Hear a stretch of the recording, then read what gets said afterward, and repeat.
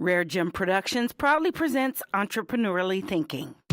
Entrepreneurially Thinking is a presentation of BioSTL and CET, the Center for Emerging Technologies, changing the way you view new ventures and activating your entrepreneurial mindset, empowering you to create new pathways for business success in the St. Louis marketplace and beyond. Here's your hosts, Cheryl and Christy. Now let's get thinking entrepreneurially. Welcome back to Entrepreneurially Thinking. I'm Christy Maxfield. And I'm Dr. Cheryl Watkins-Moore. I lead our BioSTL STEM Inclusion Initiative for the region. Hey, girl. How you doing? Good, but drainy and rainy and well, yeah, snowy. I don't know when our listeners are listening, but we're recording during the 180th day of gray, rainy, snow, sleet combination. Whatever. Right, yeah. Yeah. But despite that, we are sunny and cheery. Yes. We are. And we're raised of we sunshine. are so happy to be in our ninth season. We are excited to be in our ninth season. Yay, so yay, we just yay. keep going and going and going. But because the only reason we're able to do that is because there's great stories to keep telling. Yes. And you know our job, and at least as we see it, is to elevate and celebrate. I love that. At least as we see it. If you all see think we have another job, you need to let us know. Exactly. But it's to have a positive impact, and it's Yes. to elevate and celebrate the stories of the entrepreneurs that don't often get told. And really, hopefully, if we're really doing a good job, we're offering role models and experiences Not and us. learnings. but Well, other people. Every once in a while, you and I Yeah, do something sometimes role we're a model role worthy, model. but mostly our guests. So we Yes. want to thank our founding sponsor, CET and Yes. BioSTL, for giving us the support we need to be able to continue to tell these stories. We encourage you to check out our website and their websites to make sure that you're up to date on everything that they're doing and can stay connected to what's going on. We also really hope that you'll be sharing the episodes that you love. Use hashtags ETHINKSTL, ETHINK Podcast, stay listening. Give us a 5-star rating on iTunes. Find us wherever you love and find your favorite Absolutely. podcasts. But keep sharing because that's the best way to make sure that everyone feels love. And we want to be wherever you guys are, so take us on your journey. Yes, wherever that may be. Where are we journeying? So, as y'all know, I like to start with some interesting facts. You and ground us tidbits, in where we are and where we're going. So, according to the latest census records, there are more than 80,000 Hispanics in the St. Louis metropolitan area. That makes up, and this is pitiful, 3% of the region's 2.8 million I don't know if it's pitiful or not. It certainly is a fact, right? It's a fact, but we need some more representation. Well, okay? and the best way to do that is to make sure that our region is welcoming and supportive. There we go. Okay. And I think our guests today help with that. Oh, I know they do that. So our guest today saw a need for a forward-thinking podcast that would assist small businesses in the Hispanic community with resources, conversations, and connections. Authentico hosts Gabriella Ramirez-Arelleno and Junior Lara both talk about small business resources and lessons learned, as well as career mentoring and the power of collaboration to develop the Hispanic small business and professional leader. Love that. So it's not just on one side or the other, it's both. So Authentico is a podcast whose motto is "We are stronger together." And the idea was born from a desire to give back to the Latino community. So if y'all want to hear this exciting story, stay listening. CET, the Center for Emerging Technologies, is a proud founding sponsor of the Entrepreneurially Thinking podcast. We want you to know about all the great resources they provide, including the Square One Ignite and Bootcamp programs, as well as the online startup toolkit. The toolkit has videos, articles, and other materials to help you build your business. For more information about CET's programs, visit CETSTL.com. And for your renewed and continued support, CET, we say thank you. Hi, my name is Junior Lara. I am from Authentico Podcast, and for me, entrepreneurial thinking is having a restless desire to be able to contribute to the community. So joining us today are the Authentico podcast host, Gabriella Ramirez-Arelleno and Junior Lara. Gabriella and Junior, you both play different roles in the community in addition to being podcast hosts. Gabriella, we get to spend a lot of time. Cheryl and I get to spend a lot of quality time with you because if you have been keeping track of me and Cheryl and where we go, 9 times out of 10, Gabriella's there too. And she looks fabulous, you guys. Oh, well, there's that. All the time. I don't even try to compete. Let's just be honest. We haven't had the pleasure of meeting Junior, so we're going to get to make a new friend today. But we're so glad that you guys could join us. Thank you for being here. Gabriella, when you are not on the podcast or hanging out with us, tell the folks what you're doing and who you are in the world. Well, first of all, thank you so much for having us. We are so excited about everything that you all are doing and all the things that we're doing to really, like you said, elevate and celebrate the entrepreneurs in the St. Louis ecosystem, but really just throughout. You know, that people find inspiration in the work we do is why we're here and why we're so passionate about it. But during the day, I am the business counselor at the Hispanic Chamber of Commerce. So I work with all of our small business members. In the evenings, I'm on the BASA Foundation. So I'm the director of the BASA Foundation. I also sit on a couple of boards. Again, the idea is having me at the table to represent the community will help us have different outcomes than the ones we've had in the past. Right.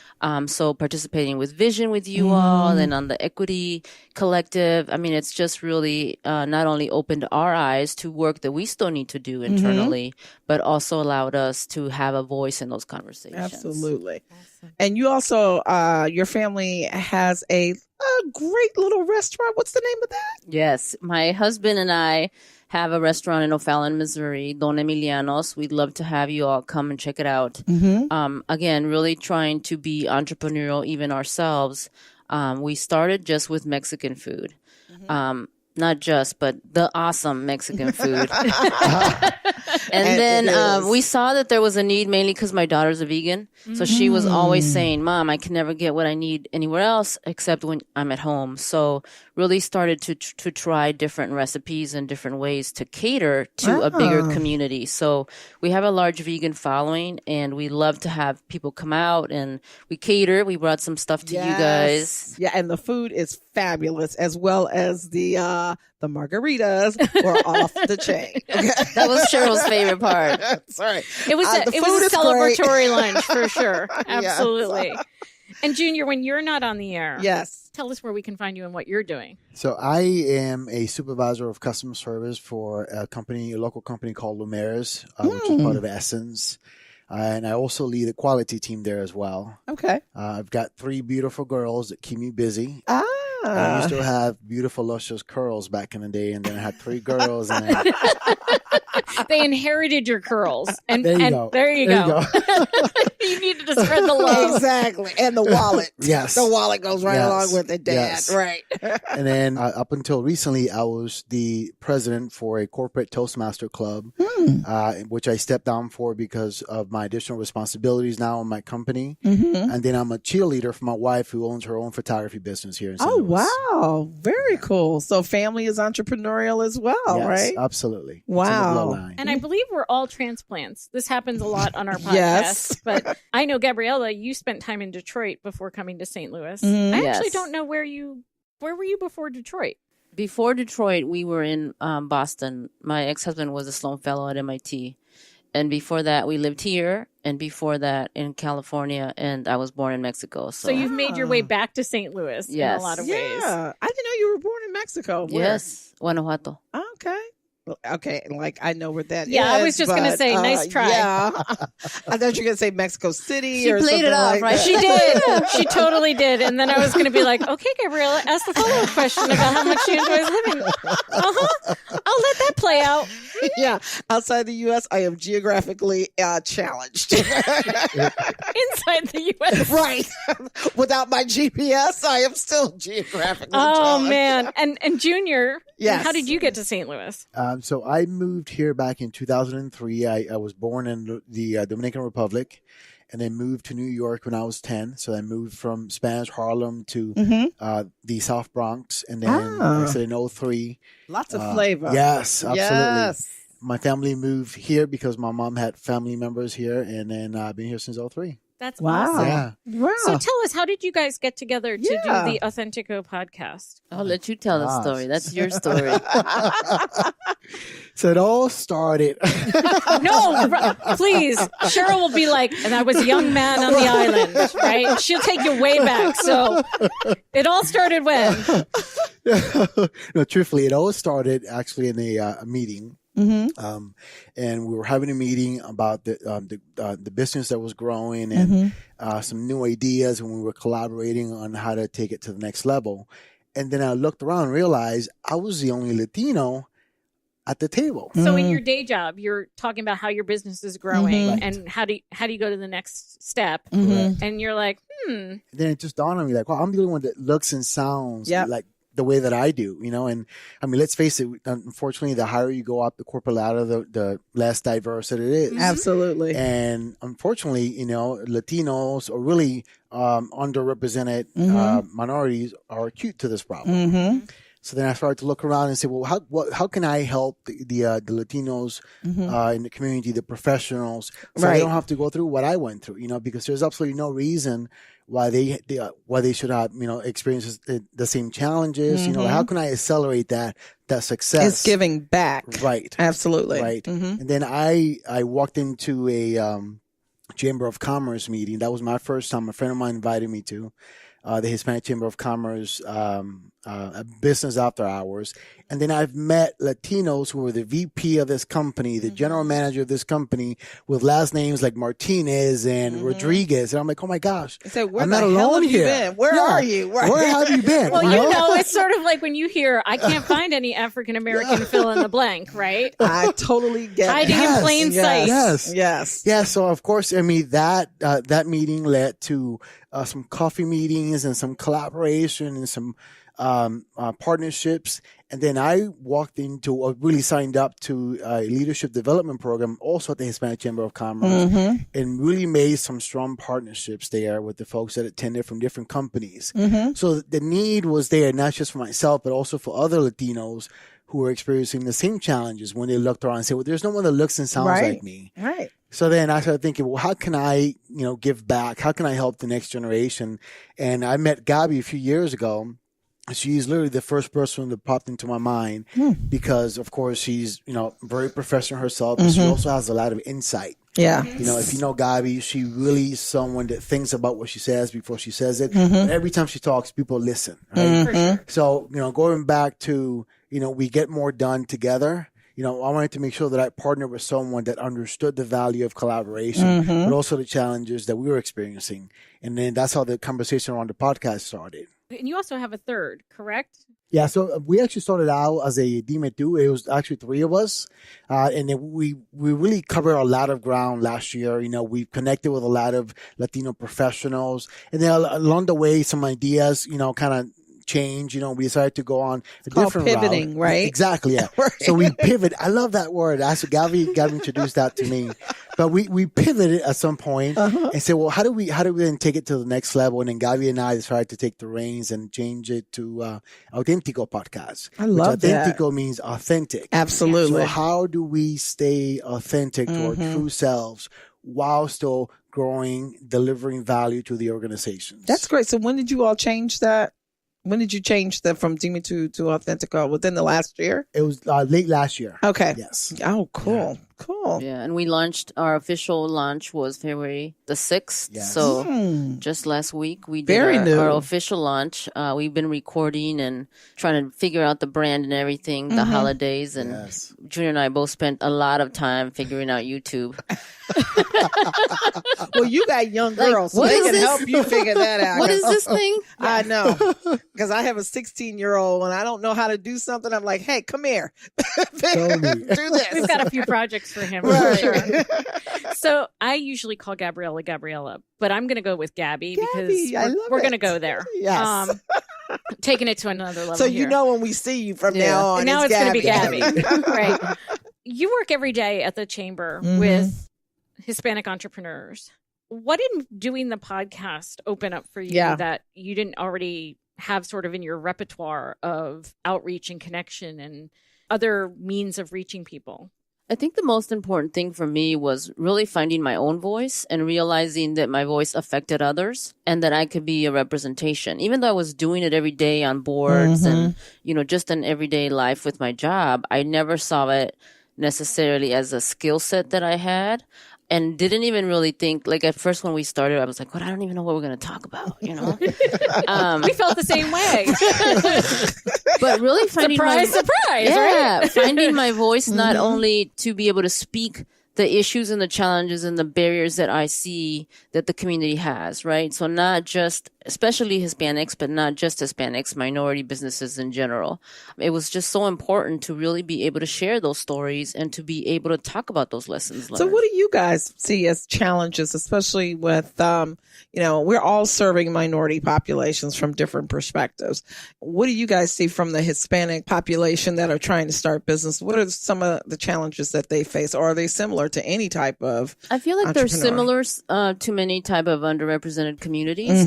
We also have the language issue, right? So if everything, and the technology issue, because there's still a big technology divide. So if everything's always online, I mean, even for an LLC, I have to do it online unless I want to pay $100. Right. So most people, and this is a conversation I have with a lot of our members when they talk about outreach, is most Latinos, we're on our phone, right? So we do everything on it's not that little. We don't have technology. It's that it's showing up in different ways in different communities, right? So whereas one community might use a laptop more often or a tablet, we find that minority entrepreneurs are connecting with the world through their phone. Right. And that's because usually they either don't own a laptop or they don't have access to the internet. Right. Right. So it's Wi-Fi and your handy dandy iPhone. Yeah. Or Samsung Android. Smartphone. Smartphone covers all of us, regardless of our preference. So a lot of times those are some of the issues that I initially see. But then as businesses grow, it's how do we scale? How do I get access to whether it's the contractor loan fund if I'm a contractor, or a bank loan, or even for some of our restaurants, which is why we do a lot of work in the restaurant industry as well, is how do I get a liquor license? Yeah. Every area is totally different. How do I negotiate with suppliers? Right. I mean, in O'Fallon, I think we were working with the city, and so they figured out, like, here's the steps, and they just sent us an email about what we had to do. There was a hearing. We didn't have to be there, XYZ. But then when I was helping someone on Hampton, they had to get, like, 80 signatures from local businesses or whatever number that was. So it's a totally different process. And if you don't know even where to start or ask for questions or information, then you're stuck. Right. Right. So probably for their first 6 months after they open, they did not have a liquor license. So that's a loss of revenue that you have now that you didn't anticipate.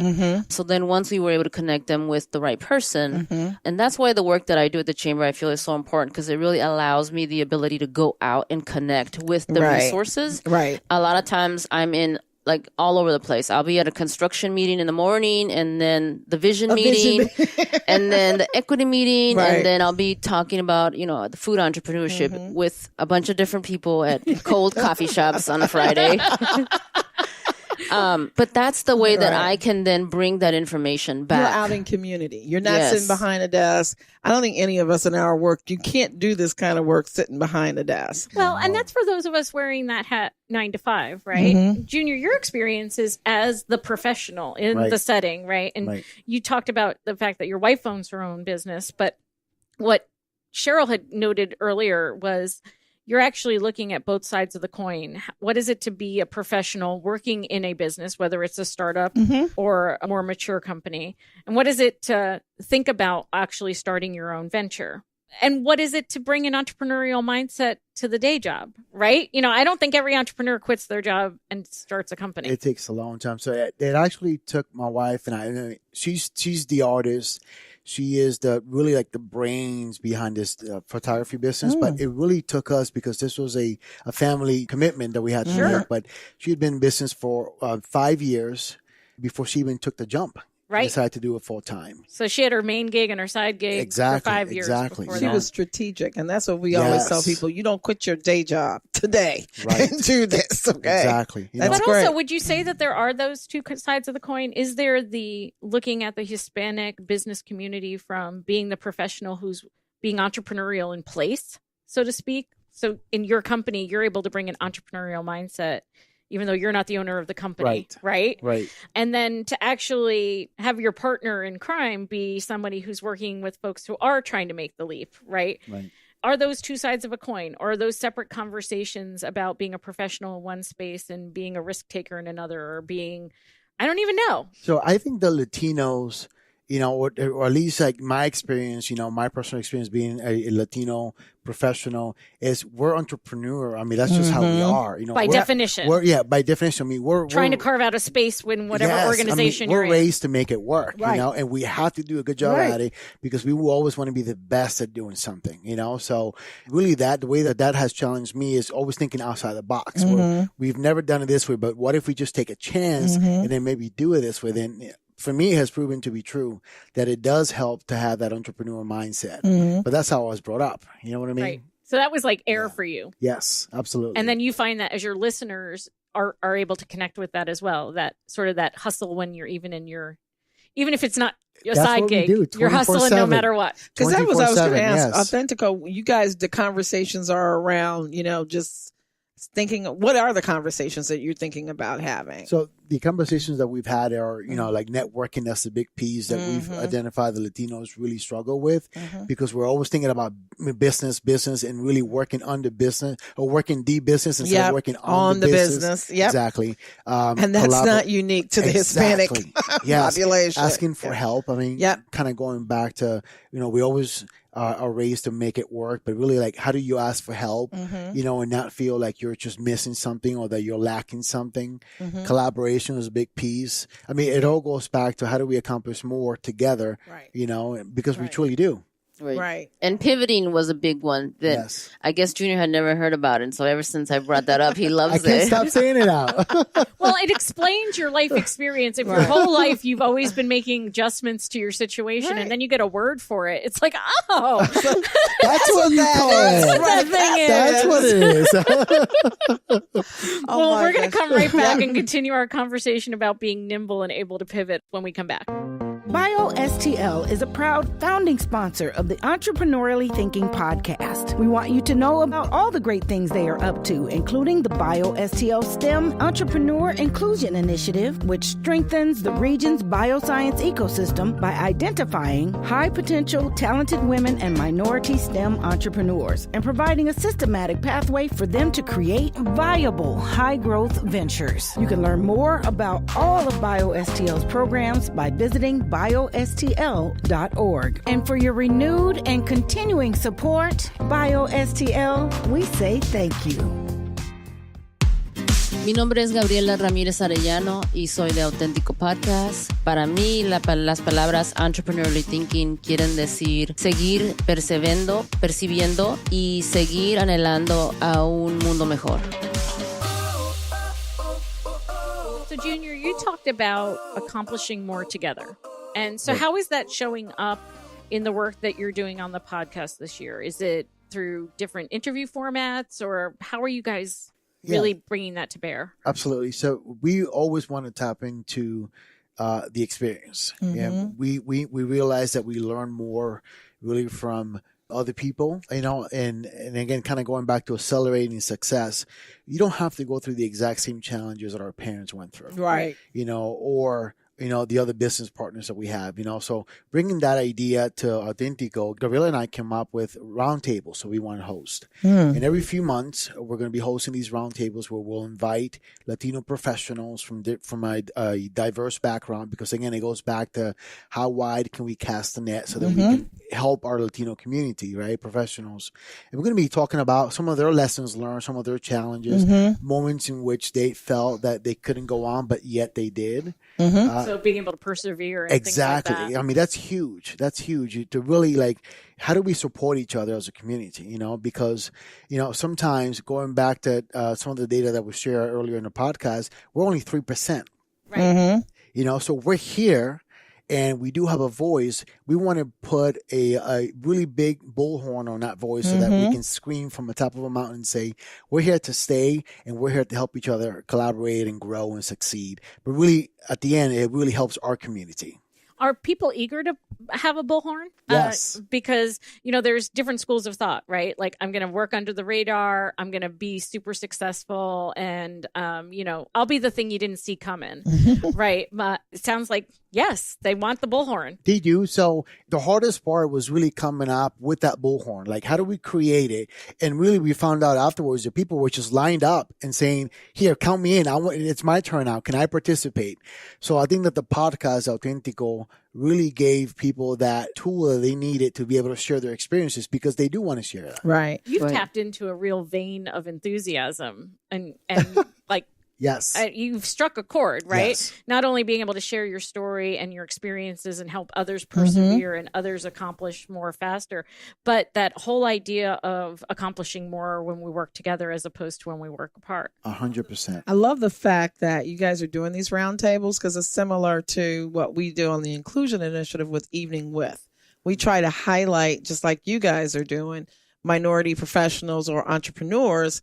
And it's all about see one, do one, teach one. If I can see it, Yes. I can do it. If I do it, I can teach this. So we need to talk because Love that. we're doing that I love already. And I that. would love to, because we do it 3 times a year where we try to bring those individuals in front of people so they have more of a connection and not just hearing the story of how I built my business, but also telling the personal story behind that as well. Right. Exactly. And that's Yeah. been a key part of our podcast, I think, too, is really going back to people's story. Yes. Because people always see the shiny object. It's Yeah. the iceberg theory, right? So they always see me once I made it. Right. But they have don't no know. idea. They have no idea I'm treading water underneath the tip Right. of that Right. iceberg. Exactly. Right? So really, the people that we've had and that we have lined up have really been very motivated and excited, not just to share about their business, but really to share about their story Their of story. perseverance Yes. and hoping that someone else can identify with them because It's they not didn't all have that. smooth sailing. And I No. was We're going gonna to talk say, about that. it's, you need to talk about the failures. Yes. Because there's a lot of, people learn through failure too. So, we don't always look for, okay, yeah, you just built this huge, great business. Sometimes we talk to folks and say, yeah, I learned a lot because you know what? This didn't work out, Right. but it helped me do something else Right. differently. So, yeah. And that was a recent episode that we actually talked about was really how to failing forward or Yep. failing successfully, however you want to call it, but to not look at it as a failure or a bad thing. How do we look at the things that happen to us in our lives with a positive Right. spin on it because we learned something from it or Always. because it changed our life had we gone in a different direction? And you meet people along the way too. Yes. That you might not have met had that failure not had not occurred. So really cool, very cool. Yeah, we're really excited about it. That is so. When are you going to have the first roundtable? So we are reaching out to folks. So it's going to be very soon. Stay tuned on the podcast. We're going to be announcing it. But once we have that group together, then we're going to be broadcasting it everywhere. Now, is your podcast in Spanish? It's about Both. It's in Spanglish. Awesome. Love it. So our listeners can actually listen to it Yes. without having Google. Well, you're just Translate. making all sorts of assumptions about our listeners. We may be the foreign language for them. Remember No, I'm that. saying they can at least. It's a crossover. Check it out. Yeah. I mean, Yeah. we'd love for Yeah. people to check us out. Yes. We are going to be doing more Facebook Live stuff so that Cool. people can actually see us in action, participate with us. I mean, that's been, I think, the driving force for us has been the motivation from the people that we were trying to reach that actually tells us, yes, we want more content. Right. Yes, can you also please talk about this? Yeah, Or that's this very happened to me cool. and I want to be Yeah. able to come on the show one day when I'm in town. So we actually have a big audience that's not in St. Louis. Us too. We're hitting chords all over the Yeah. place, right? Awesome. Doing good work. That's very cool. So you're like Hopefully ours are not bots. you can look at the metrics and tell me what you think. So we've talked a lot about like reaching people where they are and being able to connect with people and resonate. And the fact that Gabriella is at every event that we're at and then Yes. like 16 more that we're not at, right? Mhm. So how do you, in particular, Gabriella, how do you make that work? Because you're showing up in a lot of different places. Mhm. Obviously, the podcast lets you reach into people's homes on different timetables than a 9 to 5 work day or even a evenings and weekends work environment does. Right. But you guys have really built the chamber Yes, in we've recent grown years. a lot. So to say you're busy is an understatement. Yeah, I mean, we always talk about when you're passionate about what you do, it's not work, right? I mean, I do feel that I'm at a lot of meetings, but I'm also doing a lot of one-on-ones with people and really helping them get to the next level. So, I mean, it could be a small business that's just trying to get minority certified and they don't know where to start. So helping them, you know, we have how many different agencies that certify in the city. So helping them identify which is the agency that I need to go with and then actually introducing them to that person. So one of the things that I really feel that sets us apart at the Hispanic Chamber of Commerce, especially our staff, is that we do a lot of hand holding. I'm not just going to say, go talk to Cheryl. I'm going to introduce you to her and make sure that she understands what you need and that you understand that you need to respond to the email that I send. You need to call and follow up if she doesn't respond, you know, so it's a lot of conversation. But we've grown from about 230 members in 2016 to almost 600 right now. So we're pretty excited. Congratulations. Thank you. We right before I started, we were named the one of the top small Hispanic chambers of the year. Yes, and I then saw that. Last year we were named the top large chamber of the year. Congratulations. You're covering all the bases. So we have a lot of programming that we do. Again, all of that is based on need. Junior mentioned the Hispanic Leadership Institute that he was a part of, which is a lot like the fellowships that are in St. Louis. So that was born out of that same need that he saw, right? That we needed to build the Hispanic professional provide them with the network. So then 2 years ago, we also started a high school Hispanic Leadership Institute. So 10th, 11th, and 12th graders can now spend 6 days over the summer with Vanessa and Narishka, who are the program managers, at a different campus every day. Oh, very cool. Yeah. So, and that was based, really, we saw a need, but we also saw the numbers, right? The metrics say that most Latinos in St. Louis are 9 years old and younger. Wow. So if we really want to impact what happens to our future, then we need to reach them when they're younger. Absolutely. The reality is that most Latinos in St. Louis have a bachelor's degree or higher.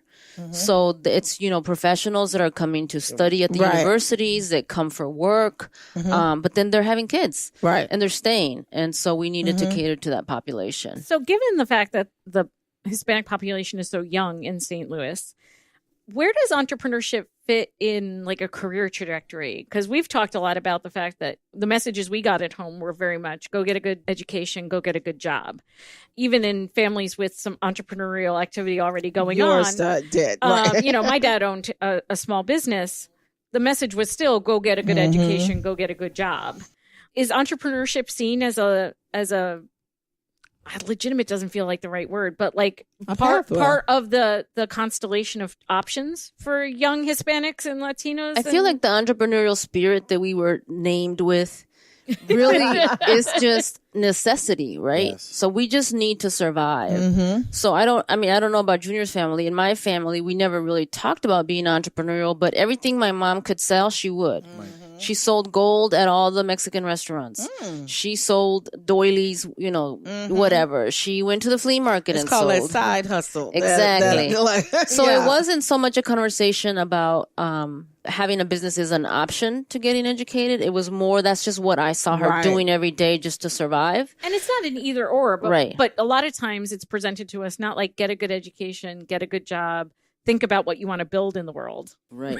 Right. And usually it's kind of. But that's what we're hoping part of the conversation is through the podcast, right? So that people, if they do have that idea of starting a business, even if they're working a job right now, that they can think about, I need to think about these things, you know, right? Like, so I'm going to need a loan in 2 years. I need to work on my credit right now. Yeah. Right. Because those are things you don't think about. Absolutely. And the same thing, I mean, it's exactly what we do in the Inclusion Initiative, too. Because you know what? I don't know if you're going to start a business today or tomorrow, but laying out the groundwork to say, here are the resources that you have to be able to do that. My family was not entrepreneurial. My mother and father were just the opposite of you're going to college, you're going to get a good job. So when I started thinking about this whole entrepreneurial pathway, people in my family thought I had hit my head on something. You had your MBA and your MD, and they were like, you have 2 good jobs. And you want to do what? Exactly.